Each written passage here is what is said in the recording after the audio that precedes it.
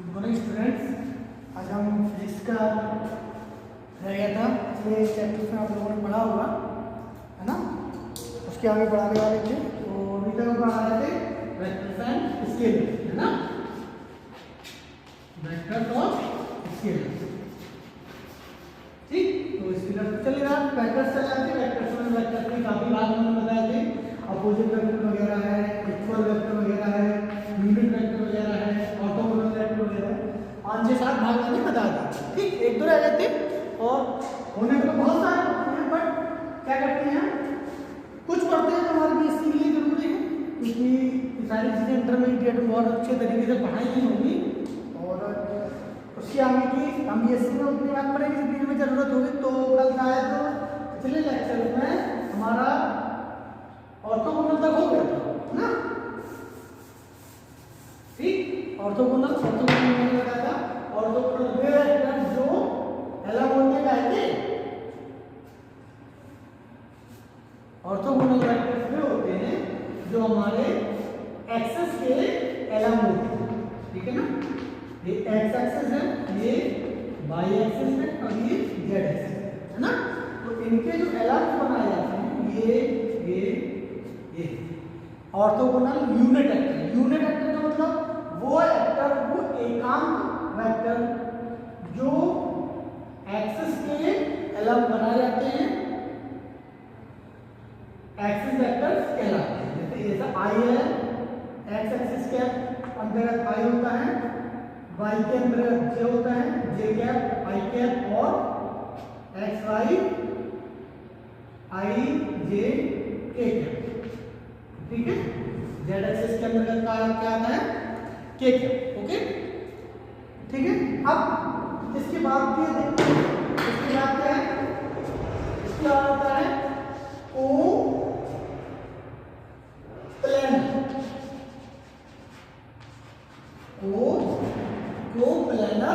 Vector. को planar vectors क्या होते हैं, को का मतलब तो जानते हो सह होता है, ठीक। प्लेन मतलब तल, कहने का मतलब सहतल सदिश, सहतल सदिश मतलब ऐसे सदिश जो एक ही तल में होते हैं, जैसे कि ए मान लेते हैं, ठीक। ऐसे वेक्टर जो एक ही तल में होते हैं, कौन से तल, एक्स वाई एक्सिस है। तो अगर हम एक तल देखते हैं तो एक्स और वाई ये पूरा क्या कहलाएगा ना, एक तल है। एक्स और जेड ये पूरा एक तल कहलाएगा, और ये तल कौन सा होगा, वाई और जेड, है ना। ये होता वो पिछली क्लास में बताया तो क्या ये इस तरह कैसे होते हैं, एक दूसरे के परपेंडिकुलर मतलब लंबवत। तो ये जो तल है वो एक तल है, यहाँ पर कह सकते हैं अंदर एक तल है ना, ये एक तल है, ये नीचे क्या है, ये वाला ये दूसरा तल है, और ये क्या है, तीसरा तल।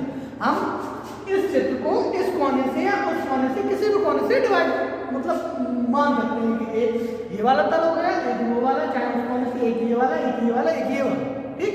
देखने में हमें तीनों अलग लगेंगे, बट तीनों एक दूसरे कितने हैं, परपेंडिकुलर पर होते हैं। एक तल ये हो गया, एक तल ये हो गया, एक तल ये हो गया, तीन तल, ठीक है। तो एक ही तल क्या कहते हैं, सहतल मतलब एक समान तल।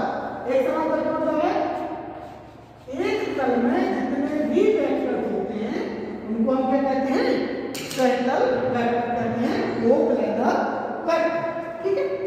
और दूसरा ये तो शायद 8वां होगा, जो भी हो अपना नंबर क्लियर कर लेना, मैं बस बता रहा हूँ, ठीक है ना। ये को प्लेनर वेक्टर, ठीक है ना। अब एक होता है को लाइनर, क्या, को लाइनर वेक्टर। ये क्या होता है, को लाइनर मतलब वही, ठीक, मतलब लाइन का मतलब एक लाइन, ऐसे को लाइनर का मतलब एक लाइन में जो वेक्टर होते हैं उनको हम क्या कहते हैं, को लाइनर वेक्टर। जैसे ये रेखा है, इस पर एक वेक्टर ये हो गया, एक वेक्टर ये हो गया, दोनों वेक्टर हो गए, ठीक। एक ये वेक्टर हो गया, एक ये वेक्टर, दोनों वेक्टर हो गए, को लाइनर वेक्टर हो गए। तो इनको कहते हैं को लाइनर वेक्टर, या एक ये हो गया और एक ये, विपरीत में हो सकते हैं और सेम सेम, ठीक है ना। कंफर्म है। अब इसके बाद अच्छा एक चीज पूछते हैं आप लोगों से, आप ये बताइए कि हमने इक्वल वेक्टर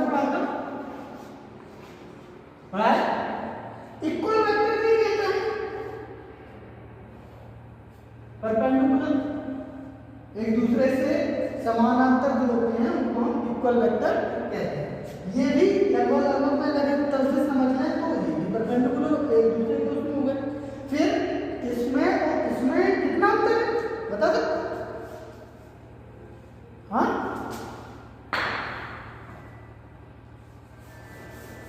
कितना अंतर है? अगर हम मान लें एक ये वेक्टर है और एक ये वेक्टर, एक लाइन में आए। अब बताओ इनमें कितना अंतर है इसमें और इसमें? कोई अंतर नहीं है, नहीं कोई अंतर है। क्या अंतर है? देखो ये वेक्टर है और एक ई वेक्टर, इसमें बस इतना अंतर है कि जो इक्वल वेक्टर होते हैं उनके मैग्नीट्यूड, क्या मैग्नीट्यूड हमेशा बराबर होते हैं। और दो लाइनर वेक्टर्स के जो मैग्नीट्यूड होते हैं मतलब उनका आंशिक मान होता है, आंशिक मान वो बराबर नहीं होता है। ये एक छोटा या एक बड़ा भी हो सकता है, बट इक्वल वेक्टर में उनके मान जो रहेंगे हमेशा बराबर रहेंगे। ऐसे इक्वल वेक्टर में रहता है, ये अपोजिट वेक्टर में। ठीक है, ये तो हो गया नॉर्मल चीजें जो अभी तक हम लोगों ने पढ़ी थी वेक्टर के संबंध। अब शुरू होता है डीएसपी का छोटा सा पार्ट। अब समझ लो आप डीएसपी की जो नदियां है ना उसमें आप लोग बस जानने वाले हो। ठीक, छोटा सा तरीका का लेक्चर में इतना हो गया। अब आप लोग बीएससी में जानने लगते हो तो इसमें आपको क्या पढ़ाएगा? Addition and subtraction. एडिशन और सबट्रैक्शन का मतलब क्या होता है? जोड़ और घटाना। ठीक, जोड़ और घटाना। जोड़ और घटाना क्या होता है? वेक्टर्स का जोड़ और घटाना। वैसे हमने देखा है क्या, जैसे हम 4 मीटर को 2 मीटर में जोड़े, क्या करना है हमको? जोड़ना है। ठीक, तो हम कैसे करेंगे? सिंपल फॉर्मूला है 4 + 2 = 6 मीटर। सिंपल, कोई दिक्कत नहीं। ये किसके लिए फॉर्मूला करता है? ये करता है हमेशा स्केलर के लिए। स्केलर में जितने भी फॉर्मूले होते हैं अर्थमेटिकली वैसे ही उपयोग किया। ठीक है, अब वेक्टर्स में क्या होता है? वेक्टर्स में अगर आप कहो 4 मीटर को 2 मीटर में जोड़ दो तो 6 मीटर हो जाएगा, हो जाएगा। बट ये स्केलर थोड़ी ना, वो सॉरी वेक्टर थोड़ी ना। क्यों? क्योंकि वेक्टर में तो आपका फोर्स भी वो सॉरी वेक्टर में तो आपका न्यूमेरिकल मैग्नीट्यूड के साथ दिशा भी आती है। ठीक है ना, दिशा भी आती है। अब इसमें तो दिशा है नहीं, दिशा क्या होती है? फोर्स। ठीक, तो अब मान लेते हैं फोर्स कहते हैं, क्या करते हैं? फोर्स लेते हैं। चलो ठीक, मान लेते हैं हम 10 न्यूटन के फोर्स में 10 न्यूटन का एक फोर्स है, उसमें हमें ऐड करना है 3 न्यूटन का फोर्स। तो कितना हो जाएगा? 13 न्यूटन। हाँ हो जाएगा सर, 10 न्यूटन में 3 न्यूटन जो ऐड कर देते हैं 13 न्यूटन का हो जाएगा। नहीं, क्यों? क्योंकि वेक्टर्स में आपने ये 10 न्यूटन में 3 न्यूटन मैग्नीट्यूड तो जोड़ दिया, बट दिशा कहां से लाओगे? जो इसकी दिशा होगी वो कहां से लाओगे? ये दिक्कत होती है। कहने का मतलब ये है जैसे एक ये 10 न्यूटन का है, इसमें हमने यहाँ 10 न्यूटन का फोर्स लगा दिया। ठीक, इसमें ये हमने 3 न्यूटन का लगा दिया। ठीक, तो 10 के कितने हो गए? 13 न्यूटन। दिशा कौन सी हो गई? ये दिशा हो गई। बिल्कुल सही है, बिल्कुल सही है। ठीक, मान लो 10 न्यूटन का फोर्स यहां था इस पर और 3 न्यूटन का यहां, यानी इसी पर तो रहा है। 3 न्यूटन का फोर्स यहां से, अब कितना होगा? अब सर बताइए, अब पहुंचा कितना? 7 न्यूटन। 10 न्यूटन का यहां से लगाएंगे, 3 न्यूटन का यहां से लगाएंगे, तो ये जो फोर्स है इसमें से 3 न्यूटन काट देगा, 7 न्यूटन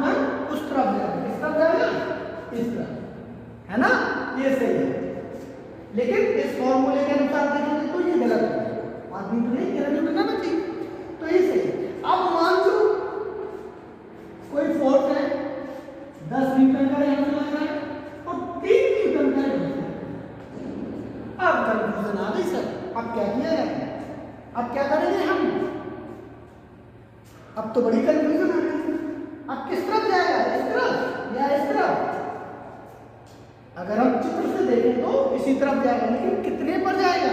क्या जितनी ये जा रही है कोण पे, क्या उतनी ही कोण पर जाएगा? नहीं जाएगा, क्योंकि केवल 3 ही न्यूटन तो है, 10 न्यूटन तो उस तरफ जा रहा है ना। तो इसमें हमें कंफ्यूजन पैदा होता है, ठीक है ना। तो इस कंफ्यूजन को जो समझने के लिए वेक्टर्स के नियम आते हैं एडिशन और सबट्रैक्शन के। ये नियम नॉर्मल स्केलर से अलग होते हैं, ठीक है ना। नॉर्मल स्केलर से अलग होते हैं, क्या देखिए वही आज आपको पढ़ाएंगे एडिशन और सबट्रैक्शन के नियम, ठीक है। चलिए इसके 2 नियम देखिए। सबसे पहले हम एडिशन देखते हैं। एडिशन के 2 नियम दिए हैं। एक जिस नियम को हम कहते हैं हेड टू टेल, ठीक, और दूसरे नियम को हम कहते हैं पॉइंट टू पॉइंट। वैसे इनका जो फिजिकल नेम है वो अलग है, ठीक है ना। फिजिकल नेम है वो अलग है। क्या हेड टू टेल क्या है? राइट एंगुलर मेथड, ठीक है। और पॉइंट टू पॉइंट का है पैरालेलोग्राम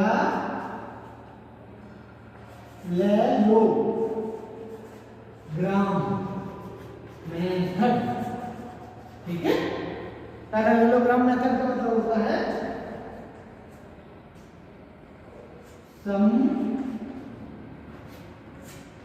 समलंब मेथड, ठीक, ओके। इसमें क्या करते हैं समलंब चतुर्भुज में, पैरेललोग्राम का मतलब होता है समलंब चतुर्भुज, ठीक है ना। तो इसमें हम चतुर्भुज से करते हैं, इसमें हम त्रिभुज से करते हैं दोनों एक ही, दोनों एक ही है, बस थोड़ा सा चेंज कर दिया, उतने में सारी चीज समझने वाली समझ ले, ना समझने वाली नहीं समझ, ठीक। क्या सबसे पहले करेंगे हम head to tail. Head to tail मतलब क्या? जैसे, ठीक, लिखने वाली कोई चीज नहीं है, आप समझ लो ज्यादा बेटर है, क्योंकि समझ लोगे वो ज्यादा आपको काम आएगा। यदि आप लिखोगे तो दिक्कत रहेगी, क्योंकि जो फिजिक्स में क्वेश्चन न्यूमेरिकल्स आते हैं वो ज्यादातर न्यूमेरिकल्स की आते हैं, तो आपको लिखना इतना ज्यादा इंपॉर्टेंट नहीं है, इतना समझना, ठीक, ओके। तो समझिए क्या होता है कि हेड टू टेल, जैसा कि हमने बताया ट्रायंगुलर मतलब त्रिकोणमिति के नियम, और हेड टू टेल मतलब वेक्टर्स में देखिए आपने, ये तो होता है वेक्टर, इसको कहते हैं हेड, इसको कहते हैं टेल, राइट। पिछली क्लास में पढ़ाया। तो हेड, मान लो एक वेक्टर दिया है हमको ए और एक दिया है बी, क्लियर है। एक दिया गया वेक्टर ए, एक दिया गया वेक्टर बी। अब आपसे पूछा है इनका क्या करना है आपको? Vector A plus vector B बताना है। कैसे बताएंगे? तो वेक्टर ए प्लस बी बताने के लिए सबसे पहले हम क्या करेंगे, एक पॉइंट से वेक्टर ए खींचेंगे, ठीक है, ये खींचिए उतना ही उतनी ही दिशा। फिर क्या करते हैं हम बी वेक्टर कहते हैं हेड टू टेल मेथड के अंदर, मतलब इसका हेड और इसका टेल, इसका टेल कहाँ है? यहाँ, तो हम यहाँ से ए खींचेंगे बी, ये खींच गया हमारा बी, खींच गया। अब ए हो गया ए वेक्टर और बी वेक्टर। अब ऐड कितना होगा इसका? अब सर ऐड हो गया इसका लीजिए, ये हो गया, इसको कहते हैं हम वेक्टर आर, क्या कहेंगे इसको? Vector R. ये लीजिए ए वेक्टर आर आ गया, A vector plus B vector, ठीक। अब इसकी दिशा क्या होगी सर? अब इतना तो कंफर्म हो गया कि हाँ एक वेक्टर में दूसरा वेक्टर जोड़ दिया तो ये आ गया हमारा वेक्टर आर। इसकी दिशा क्या होगी? इसकी दिशा ऐसी भी तो हो सकती है, हो सकती है ना, इधर से लेकर इधर तक हो सकती है, लेकिन नहीं, ये नहीं होगी। क्यों? क्योंकि अब ये रिजल्टेंट है, परिणामी है। जब दो वेक्टर्स को जोड़कर हम किसी तीसरे वेक्टर को परिणामी घोषित करते हैं, परिणामी मानते हैं, परिणामी निकालते हैं, तो वो परिणामी वेक्टर हमेशा क्या होगा? बड़ा तो होगा ही होगा ना। तो बड़े होने के नाते कहता है हम किसी के पैर पे क्यों अपना सर मिलाएं, हम किसी के टेल्स से क्यों अपना सर मिलाएं। हम कहाँ मिलाएंगे?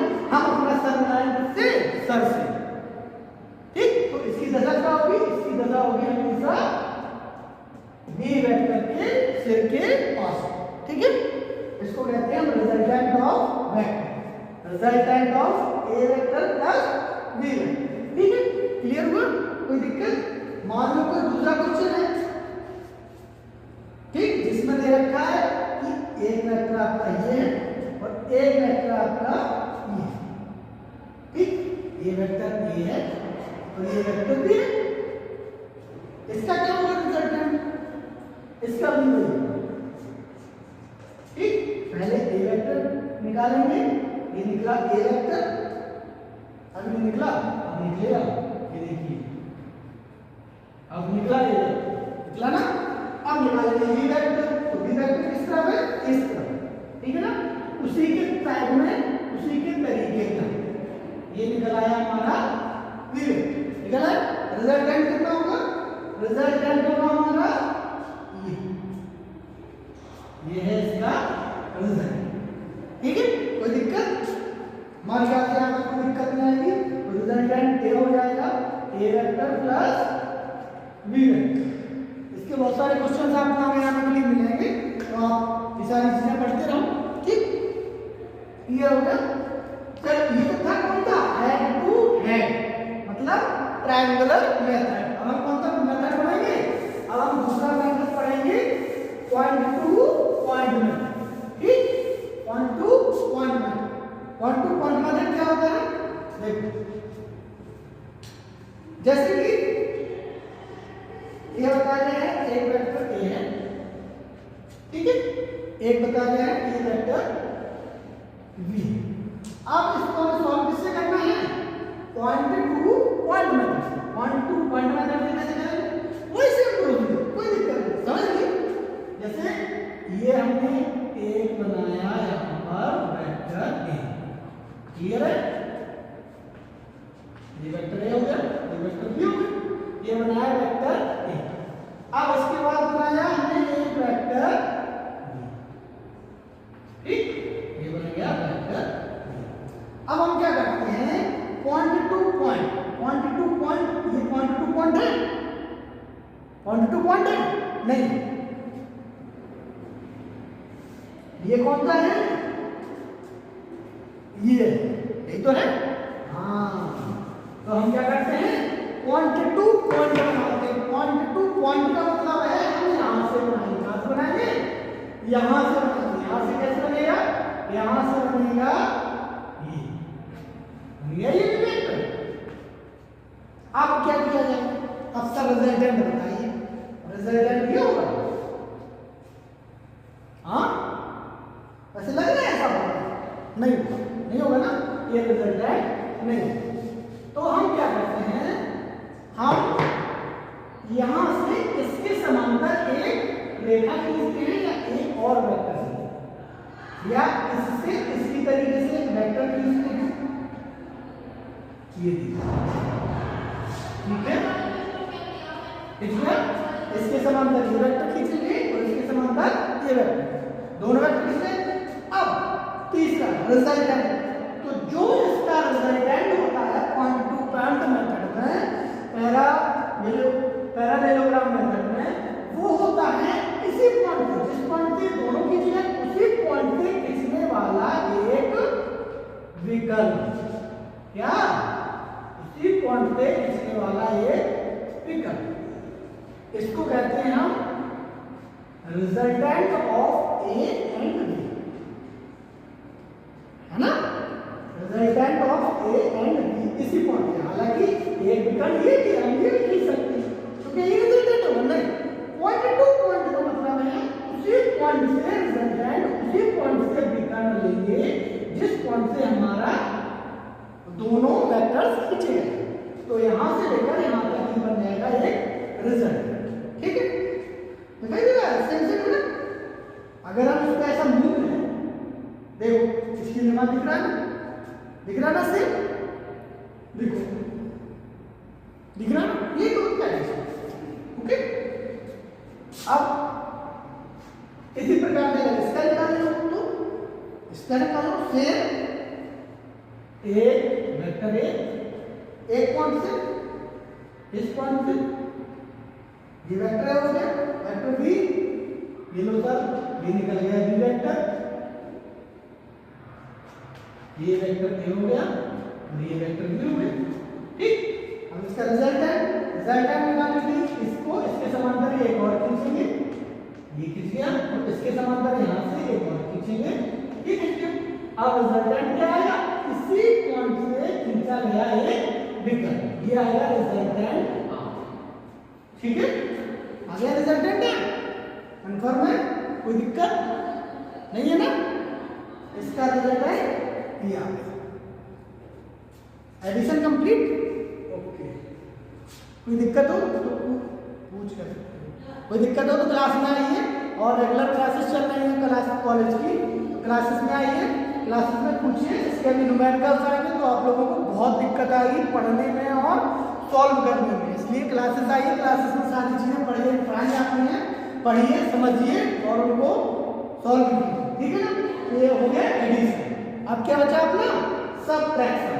ठीक, तो सबट्रैक्शन और सबट्रैक्शन के साथ यूज ऑफ या एनालिसिस, क्या एनालिसिस ऑफ वेक्टर्स, क्या एनालिसिस ऑफ वेक्टर्स, ये करवाएंगे हम आपको नेक्स्ट क्लास में। ठीक है, subtraction and analysis of vectors. ठीक, क्योंकि आज में है इसको कॉपी कर सकते हो और कर सकते हो। ठीक है, धन्यवाद।